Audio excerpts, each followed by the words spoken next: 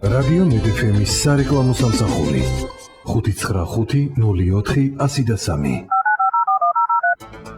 ბიზნესი და კაპიტალი, მოსალოდნელი ეკონომიკური ცვლილებები. სტრატეგია, იმპორტი, ექსპორტი, ვალუტა, ანალიზი და პროგნოზი ეკონომიკის ექსპერტებისგან. 4 შაბათს 19 საათზე ტალღაზე 103. ჩვენ მსჯელობთ კვირის მთავარ ფინანსურ ასპექტებზე. Talk-show კვირის ეკონომიკური ანალიზი ვახტანგ ჭარაიასთან ერთად.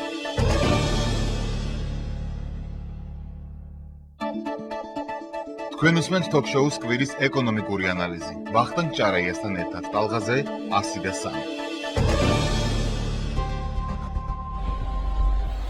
ბრუნდება MyDFM პირდაპირ ეთერში გადაცემით კვირის ეკონომიკური ანალიზი ვახტანგ ჭარაიასთან ერთად, თუმცა დღეს მე ოთარ ანგურიძე უძღვები გადაცემას.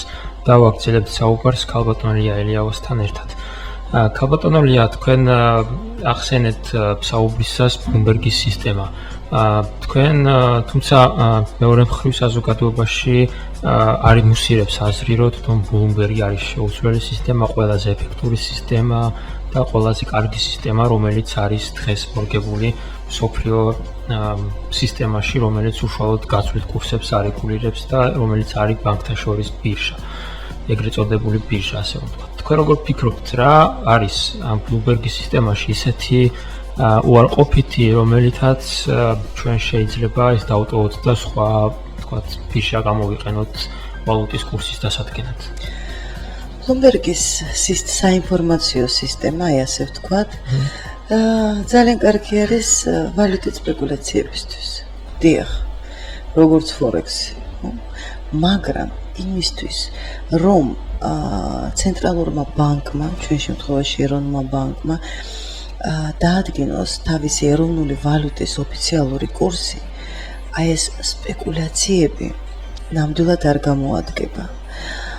ყველა ნორმალურ ცივილიზებულ ქვეყანაში არსებობს ქვეყნის შიდა სავალუტო ბირჟები, რომლებიც მართალია ზოგი არის სახელმწიფოს ხელში, ზოგი არ არის, მეტწილი არ არის, რომლებიც მკაცრად რეგულირდება ადგილობრივი კანონმდებლობებით და სადაც აშკარად ჩანს ეკონომიკაში როგორი მოთხოვნილება არის უცხოურ ვალუტაზე და ეკონომიკის სუბიექტები როგორ ვაჭრობენ მათ შორის კომერციული ბანკები როგორ ვაჭრობენ სავალუტო ბირჟაზე.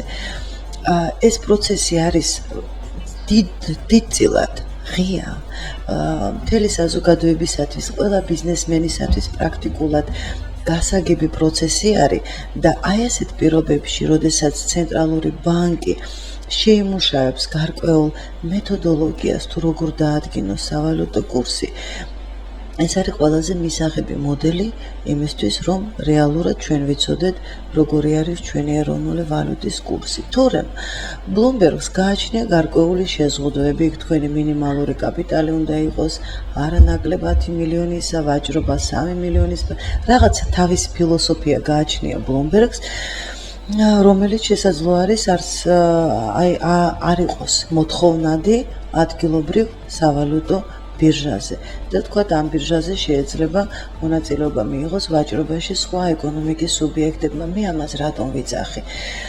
ახლა დღესდღეობით პრინციპში მეტწილ შემთხვევაში უცხოურ ან ადგილობრივ ვალუტაზე მოთხოვნილების დაკმაყოფილება ხდება კომერციული ბანკების მეშვეობით და მათ შორის ვაჭრობის შედეგად თუ დავუშვათ აკლიათ უცხოური ვალუტა. თუ საქართველოში შეიქმნება სავალუტო ბირჟა, რომელშიც მონაწილეობის მიღება შეძლებენ არა მარტო კომერციული ბანკები, არამედ ბიზნეს წრეების წარმომადგენლებიც და ფიზიკური პირებიც, ასეთი დიდი მოთხოვნილება დღეს რო გააჩნიათ კომერციულ ბანკებს უცხოურ ვალუტაში ნამდვილად არ იქნება. ანუ მოხდება მეწარმეების მოთხოვნილების, ვალუტაში მოთხოვნილების დაკმაყოფილება ან ერთმანეთს შორის ვაჭრობით, შესაძლოა კომერციული ბანკების გვერდის ავლით და ჩვენ არც ასეთი მერყევი გვექნება კურსი და არც ასეთი, თქვათ, გაუფასურებული. გარდა ამისა, მეორე მომენტი ეს არის, რა თქმა უნდა, ქვეყნის ეკონომიკის დოლარიზაციის მაღალი დონე. ანუ, როდესაც ყოველ მეორე ოპერაციას სჭირდება ვალუტის კონვერტირება ეს ბუნებრივია დამატებით ზეწოლას ახდენს ეროვნულ ვალუტაზე. ანუ დოლარიზებული ეკონომიკა პრაქტიკულად ჩათვალეთ, რომ ჩვენ ეკონომიკა არ აქვს. და ამ ბოლო პერიოდში ძალიან ხშირად ისმის საუბარი იმაზე, რომ შეერთებულ შტატებს ძალიან თავისუფლად შეუძლიათ მის ქვეყნის ფარგლებს გარეთ არსებული დოლარის უკანონოდ გამოცხადება. რატო ვიძახი ამას? იმიტომ რომ თქვენ ალბათ ადევნებთ თვალს მსოფლიოში მიმდინარე პროცესებს, როდესაც ბევრი ქვეყანა უარს ამბობს დოლარზე. და თანდათანობით დოლარს როგორც მსოფლიოს არაზერო ვალუტას ეკარგება პოზიციები. შეერთებული შტატები არ არის საქართველოსავით სუსტი ქვეყანა, ხომ, რომ მის ეს სხვებს უფლება ითამაშონ მის ეკონომიკაზე და აუცილებლად რაღაცა ადეკვატურ ნაბიჯებს თავისი პოზიციებიდან გადადგამს. სამწუხაროდ შესაძლოა მისი ადეკვატური ნაბიჯები ჩვენი ქვეყნის ეკონომიკის დამანგრეველი აღმოჩნდეს. ამიტომაც აუცილებელია სასწრაფოდ ეს, რა თქმა უნდა, ეროვნული ბანკის კომპეტენციაშია. სასწრაფოდ მოხდეს დაიწყოს ქვეყნის ეკონომიკის დედოლარიზაციის პროცესი. კი, მაგრამ ერთი მხრივ ჩვენ გვაქვს გვიწერია მხოლოდ რომ საგადამხდელო ვალუტა გვაქვს ლარი, თუმცა პრაქტიკულად ეს არ მოქმედებს მაშინ, როდესაც ეხება მსხვილსავაჭრო გარიგებებს ქვეყანაში. და ყოველთვის ურთიერთ გარიგებები იდება დოლარში, თუმცა იგივე ნოტარიუსთან ან თქვათ საბანკო გადარიცხვებში ისინი უთითებენ ყოველთვის ანგარიშწორებას ეროვნულ ვალუტაში, ანუ გარიგება იდება, თუმცა კონვერტაცია მოხდება უშუალოდ ერთმანეთთან ეროვნული ვალუტის კურსით. აი ასეთ შემთხვევაში რა შეიძლება გაკეთდეს ისეთი, რომ ესეთი ჩანაწერმა აღარ იმოქმედოს, ანუ არ იმუშაოს ასეთმა ჩანაწერმა და უკვე იყოს ეს რეალურად ქმედითი და თვითონ ყიდველებს და განყიდველებს აიძულოთ, რომ გარიგებები პირდაპირ ეროვნულ ვალუტაში განახორციელონ. ორი მნიშვნელოვანი კანონი, სადაც საუბარია, რომ ლარი არის გადახდის ერთადერთი კანონიერი საშუალება. ეს არის ორგანული კანონი საქართველოს ეროვნული ბანკის შესახებ და სისხლის სამართლის კოდექსი. ანუ ეს ორივე სტრუქტურა, ეროვნული ბანკი და შინაგან საქმეთა სამინისტრო ვალდებულნი არიან ყურადღება მიაქციონ იმას, მართლაც არის თუ არა ლარი გადახდის ერთადერთი კანონიერი საშუალება, ხომ არ ხდება ანგარიშწორებები უცხოურ ვალუტაში და მიიღოს შესაბამისი ადმინისტრაციული და დამსჯელი ზომები. სხვანაირად ამას არაფერი არ ეშველება. 1995 წელს, როდესაც კუპონის შემდეგ შემოღებულ იქნა ლარი, ამ ლარის შემოღებას უკან მოსდევდა ძალიან სერიოზული ადმინისტრაციული ღონისძიებები, როდესაც პოლიციაც, პროკურატურაც, მთავრობაც, ეროვნული ბანკიც აფრთხილებდა საქართველოს მოსახლეობას, რომ არ გაებედათ ანგარიშწორებების განხორციელება ლარის გარდა სხვა ვალუტაში და თქვენ წარმოიდგინეთ, მართლაც ძალიან მოიკიდა სწრაფად ფეხი ლარმა, იმიტომ რომ შეწყდა ყოველგვარი ანგარიშწორება არც რუსულ რუბლში და არც დოლარში აღარ ხორციელდებოდა. დღეს მდგომარეობით ჩვენ რა გვაქვს? რატომ არის ამოვარდნილი ეკონომიკის საკმაოდ დიდი სექტორები ლარის ბრუნვისგან? ეროვნულ ბანკს აქვს ასეთი დოკუმენტი, რომელსაც ეწოდება უცხოურ ვალუტაში ანგარიშწორებების შესახებ და ეს დოკუმენტი არის მხოლოდ და მხოლოდ კომერციული ბანკების სახელმძღვანელო. იქ წერია, რომ კომერციულ ბანკებს ეკრძალებათ ანგარიშწორება უცხოურ ვალუტაში ქვეყნის შიგნით, თუ ეს ანგარიშწორება არ არის დაკავშირებული ექსპორტის და იმპორტის ოპერაციებთან. და სულ ახლახან ეროვნულმა ბანკმა მარტში გადაწყვიტა, რომ არსებული პრაქტიკა უცხოურ ვალუტაში სესხების გაცემისა დააკანონოს და კომერციულ ბანკებს ნება დართო, პირდაპირ წერია, რომ მათ შეუძლიათ კანონის დარღვევის გარეშე გასცან სესხი უცხოურ ვალუტაში. ანუ ფაქტობრივად ეროვნულმა ბანკმა თვითონ გამოუთხარა ძირი ლარის როგორც გადახდის ერთადერთ კანონიერ საშუალებას საფუძველი გამოუთხარა. ამიტომ ლარი რომ გახდეს საყოველთაო გადახდის საშუალება ეკონომიკის ყველა სექტორში აუცილებელი არის მხოლოდ და მხოლოდ ეროვნული ბანკის და შინაგან საქმეთა სამინისტროს ძალის ხმევა, ანუ სხვა სტრუქტურებს ეს ინსტრუმენტები ხელთ არ გააჩნია. აქ კიდევ ერთი საკითხია ბანკებთან მიმართებაში მნიშვნელოვანი, ეს არის კონკურენციის საკითხი. ბოლო პერიოდში ეს კონკურენციული საკითხი საკმაოდ აქტუალური გახდა მას შემდეგ, რაც გასულ კვირაში ჩვენ ნახეთ, კონკურენციის სააგენტომ ნავთობიმპორტიორები დააჯარიმა ჯამში 50 მილიონზე მეტი ლარით და ეს შეიძლება ითქვას, რომ საქართველოს შემთხვევაში უპრეცედენტოა, რადგან თვითონ შევარდნაძის დროსაც კი, როდესაც ესეთი სამსახური არსებობდა, ამოცულობით არავინ დაჯარიმებულა და ანუ პირველი საკმაოდ ხმაურიანი ნაბიჯი გადადგა ამ სააგენტომ. აქვე დგება მაგალითად იგივე ფარმაცევტული კომპანიების საკითხი, რომელიც ყოველთვის იყო ბაზის და მშელობის საკითხი, ხომ არ არის აქაც იგივე კარტელული გარიგებები და ამასთან დაკავშირებით უკვე PSP-ს ხელმძღვანელმა გამოთქვა პროტესტი, რომ სააგენტომ არ უნდა შეისწავლოს და თავისი არგუმენტაციაც მოაყოლა ფარმაცევტული ბაზარი. აი ასეთ დროს, როდესაც ასეთი აქტუალური ხდება ეს საკითხი, როგორ ფიქრობთ, აქ თვითონ ბანკებს შორის კონკურენციის საკითხიც რამდენად არის ჯანსაღი და აქაც ხო არ შეიმჩნევა რაიმე იგივე თუნდაც კარტელური საკითხები? კანონით კონკურენციის შესახებ თქვენი დომინირებული მდგომარეობა ეს არის 40% წილის ფლობა ბაზრისა. საქართველოში ორ უმსხვილეს ბანკს აი ამ მეთოდოლოგიით უკავია 36 და 38% წილი ბაზრის. ანუ პრაქტიკულად ჩვენ გვაქვს ორი ოლიგოპოლია ბაზარზე.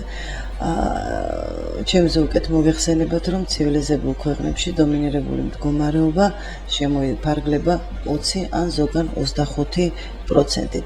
ანუ ძირი და პრობლემა არის საქართველოს კანონმდებლობაში.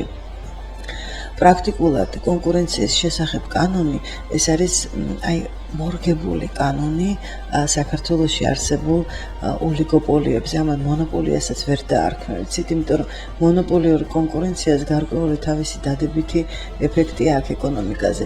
ოლიგოპოლიის შემთხვევაში კონკურენციაზე საერთოდ ლაპარაკი არის ზედმეტი. თქვენ ახსენეთ ანტიმონოპოლიური სამსახურის მიერ ეს დაჯარიმების ფაქტი. კაი დააჯარიმა. მე რა სხვა რა ღონისძიებები მოყვება გარდა იმისა, რომ აი თქვათ გადაახტევინა ჯარიმა აი ამ საწარმოებს. არაფერი, ხო? ანუ გამოძიება იმისა, თუ როგორ მოხდა მონოპოლიური გარიგება, რა უნდა იყონოს ხელისუფლებამ იმისთვის, რომ ეს მონოპოლიები ან დაშალოს, ან შეუზღუდოს საქმიანობა, ან მოაქციოს თავისი კონტროლის ქვეშ, რა მექანიზმი უნდა იქნას რეალიზებული დაჯარიმების მერე. თუ გავა რამოდენიმე თვე და ხელახლა დააჯარიმებს, მერე კიდე დააჯარიმებს და ასე შეიძლება ეს უსასრულოდ გაგრძელდეს. ანუ ჯერჯერობით კანონმდებლობა ანტიმონოპოლიური საქართველოში არის ნედლი სახით და მისი ეფექტიანობა არ არის დიდი, გარდა ამისა მინდა გითხრათ, რომ ჩვენისთანა ღარიბ და ჩამორჩენილ ეკონომიკურად ჩამორჩენილ ქვეყანაში ყოველთვის იარსებებენ ოლიგოპოლიები და მათი თავიდან არიდება ჩვენი განვითარების აი ამ ეტაპზე პრაქტიკულად არის შეუძლებელი. თუმცა გაბატონილია თუ მაგალითად დასაბუთდა ის, რომ იგივე ის ორი ბანკი, რომელიც აბსოლუტურ უმრავლესობას ფლობს თეთრიანი წილის, არის ბუნებრივი პროცესი ამ ბაზრის გადანაწილების, ანუ ჩვენ ვიცით, რომ ბუნებრივ მონოპოლიას, ანუ ბუნებრივად ჩამოყალიბდა ის მონოპოლია და ის ბოროტად არ იმყენებს საზოგადოების წინააღმდეგ ამას, ეს ჩვეულებრივი მოვლენაა და ის დანაშაულად არ აღიქმება. ანუ ასეთ შემთხვევაში რამდენად დგება იგივე ამ ბანკების რეპუტაციის საკითხი, როდესაც თქვათ დაიწყება მათი გამოძიება. ბანკი არ შეიძლება იყოს ბუნებრივი მონოპოლია. ბუნებრივი მონოპოლია მაგალითად რკინიგზა, რომელსაც ალტერნატივა არ აქვს. ბანკი მონოპოლისტი და ოლიგოპოლია ხდება მხოლოდ სპეციფიური ხელშეწყობის შედეგად. და ჩვენთან თუ აი ამაზე რაღაცა რეაქცია არ არსებობს პრინციპში საბანკო სექტორში კონკურენციის დაცვის შესახებ. მე თქვენ პატარა მაგალითს მოგიყვანთ. აი რამოდენიმე წლის წინ ევროპაში ბოინგი, ამერიკული ბოინგი, მას უნდა შემოსვლა ბაზარზე. და ევროკავშირმა იგი არ შემოუშვა როგორც მონოპოლისტი, იცით რა მიზეზით? იმიტომ რომ ბოინგს ეხმარებოდა სახელმწიფო სახსრებით, ეხმარებოდა და მათ ჩათვალეს, რომ ბიზნეს სტრუქტურა, რომელსაც გააჩნია რაღაცა პრეფერენციები, გინდა ასე, ეს უკვე ქმნის არაჯანსაღ კონკურენციას ბაზარზე. იგივე სხვადასხვა გაუკეთეს Microsoft-საც. ანუ იქ არ ერიდებიან მსხვილ ბიზნეს მიუთითონ მათ პრობლემებზე, არ ერიდებიან დაიცვან საკუთარი ბაზარი მსხვილი ბიზნესის დომინირებისაგან და არ ერიდებიან დაიცვან საკუთარი მეწარმეები. რითი არის ცუდი, რომ საქართველოს საბანკო სექტორში არის ორი ოლიგოპოლია.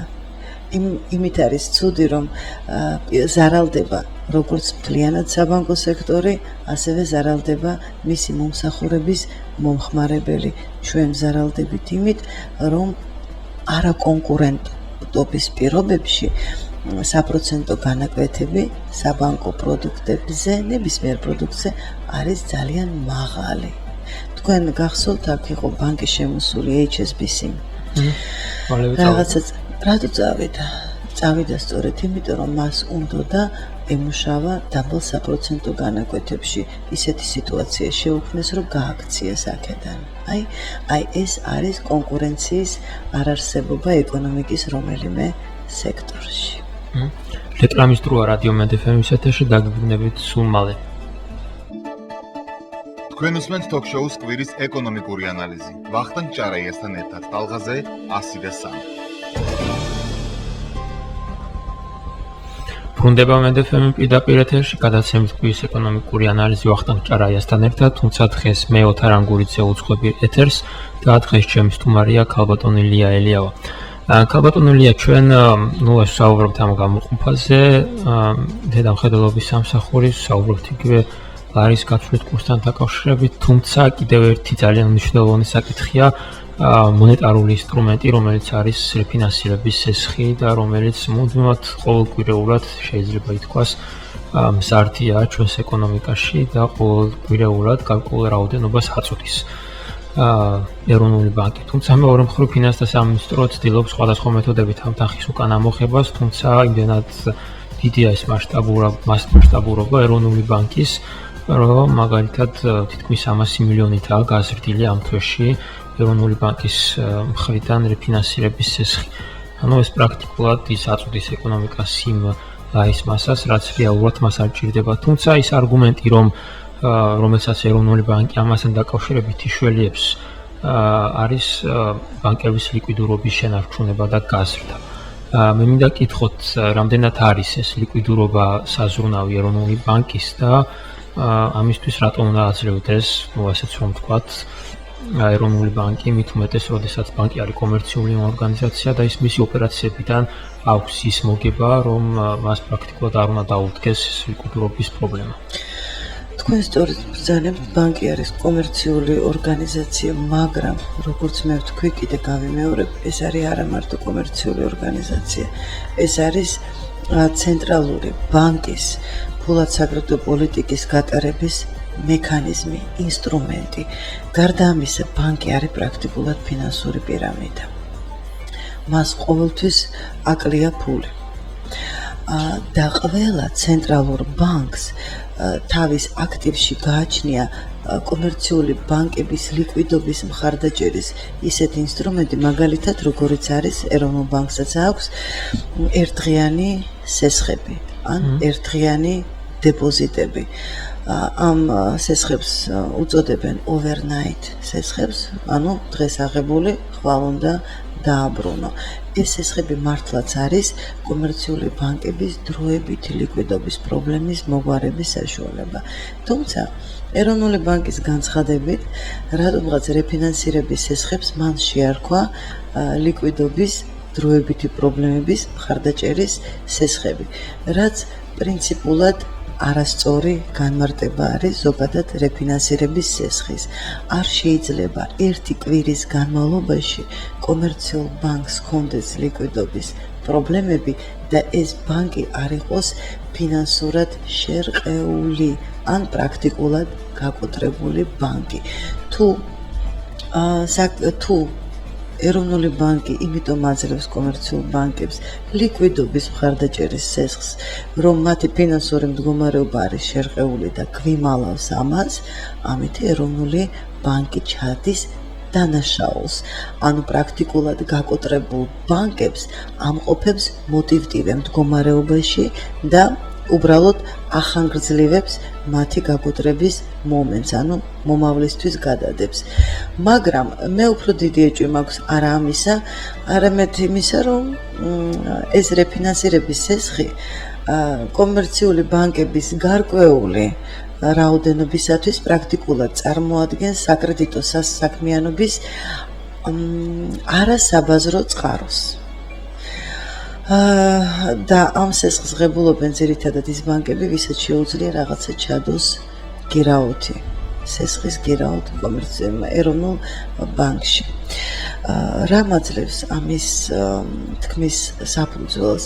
ისევ და ისევ დავესესხები ეროვნული ბანკის პრეზიდენტის სიტყვებს, რომლებმაც გაიჟღერა საქართველოს პარლამენტში საკომიტეტო მოსმენებზე, როდესაც მან განაცხადა, რომ მას შეუძლია აი ამ რეფინანსირების სესხების შეწყვეტა კვირეების განმავლობაში. ანუ სიტყვა კვირეები იყო ნახმარი ერთკვირიან სესხზე. ფაქტობრივად რა გვაქვს ჩვენ ხელთ? გვაქვს ის, რომ სესხი გაიცემა ერთხელ და შემდეგ ხდება მისი ავტომატური გაგრძელება. თქვა როგორც ბრძანეთ, კიდევ დამატებით რაღაც თანხების დამატება, მაგრამ პრაქტობრივად ერთი გაცემული სესხი უკან არ ბრუნდება. რეალურად, ფაქტობრივად ხდება მისი მექანიკური გაგრძელება.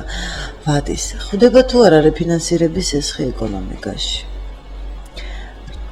თუ კომერციული ბანკები მათ იყენებენ საკრედიტო საქმიანობისათვის, რა თქმა უნდა, ასეთი სესხი აუცილებლად მოხდება ეკონომიკაში.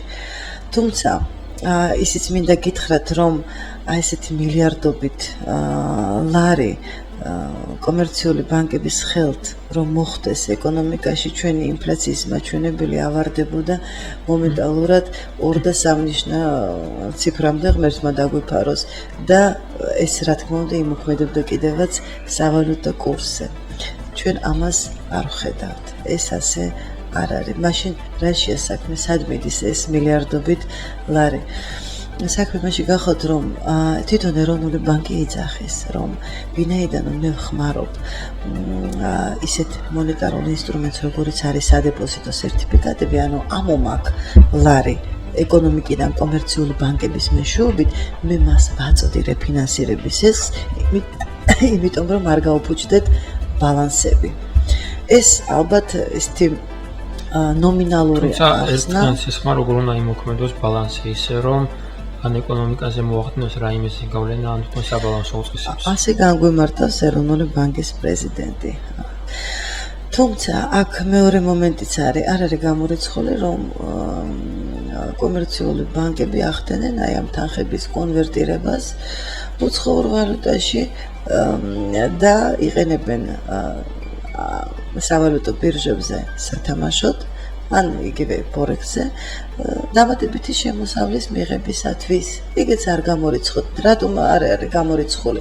იმიტომ რომ თვითონ დებულებაში ეროვნულ ბანკს უწერია, რომ სესხი არ არის მიზნობრივი.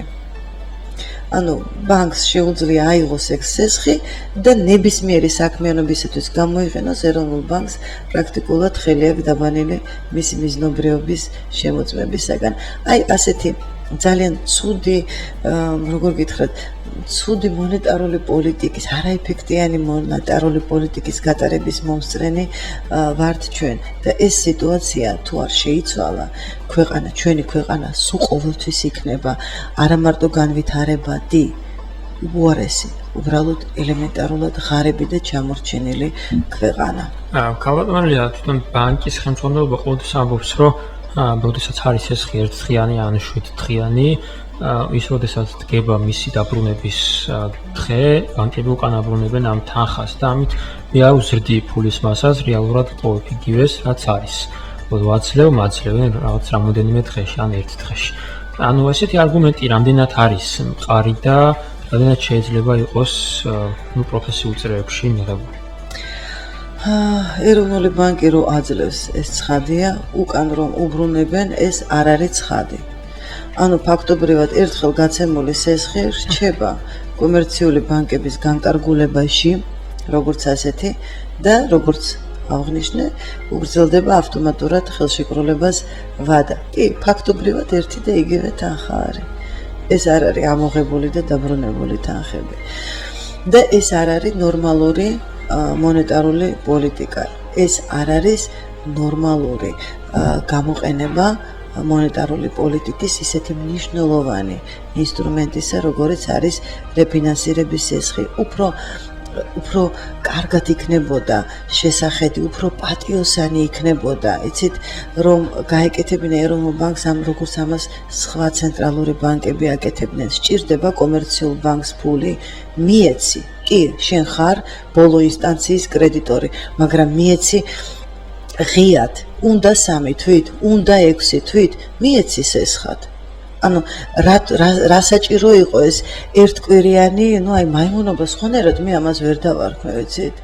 რა საჭირო იყო მოგონება ან ლიკვიდობის მომიზეზება ან ერთი კვირის მომიზეზება, როდესაც ფაქტობრივად გრძელვადიანი სესხები აქვს გაცემული ეროვნულ ბანკს კომერციულ ბანკებზე და როდესაც რაღაცა იმალება, როდესაც რაღაცაში ხედავ ტყუილს, ყოველთვის გიჩნდება უკმაყოფილების გრძნობა და სურვილი რომ ჩაეძიო ბოლომდე რაში არის საქმე. და მე თქვენ გეტყვით რაში არის საქმე. Სამთელი უბედურება იმაშია, რომ ეროვნული ბანკი არენდობა საკუთარ კომერციულ ბანკებს. ანუ არენდობა საბანკო სექტორს, არენდობა მის სიმყარეს და იმიტომაც არის, რომ ერთკვირიან სესხებს აძლევს. აი მთელი უბედურება ამაში მდგომარეობს და აი ასეთ ფონზე კიდევ საერთაშორისო საფინანსო ორგანიზაციები იძახიან, რომ ეროვნულ ბანკში უფრო კვალიფიციური თანამშრომლები არიან და ეროვნული საზედამხედველო ფუნქციის გატანა შეიძლება გამოიწვიოს რაღაცა არაკვალიფიციური პერსონალისგან გამოწვეული რისკების რეალიზება. აი ასეთ პირობებში, როდესაც არა მარტო არაკვალიფიცირებას, ისიც როგორი ზღვარზეა ეს ყველაფერი დანაშაული ზღვარზე ის კარგად თუ იქნა გამოძიებული ძალიან საინტერესო მოვლენების მოსწრენი შეიძლება გავხდეთ. დიდი მადლობა, ვფიქრობ, რომ საინტერესო კითხვას გავეცით პასუხი, რაც ძირითადად საზოგადოებას აინტერესებდა. მე კი მადლობას მოგიხდით მობრძანებისთვის. ჩვენს მშვენიერებს კი შევახსენებ, რომ დღეს ჩემი სტუმარი იყო ქალბატონი ილია ელიავა, ხოლო გადაცემა იყო კვირის ეკონომიკური ანალიზი ვახტანგ ჭარაიასთან ერთად, თუმცა დღეს მე ოთარ ანგურიძე ვუძღვებოდი პირდაპირ ეთერს გემშვიდობებით, მომავალ შეხვედრამდე.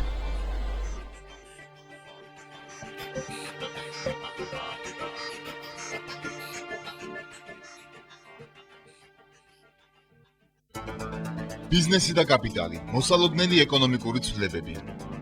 სტრატეგია, იმპორტი, ექსპორტი, ვალუტა, ანალიზი და პროგნოზი ეკონომიკის ექსპერტებისგან. 4 შაბათს 19 საათზე ტალღაზე 103. ჩვენ მსჯელობთ კვირის მთავარ ფინანსურ ასპექტებზე. Talk show კვირის ეკონომიკური ანალიზი ვახტანგ ჭარაიასთან ერთად.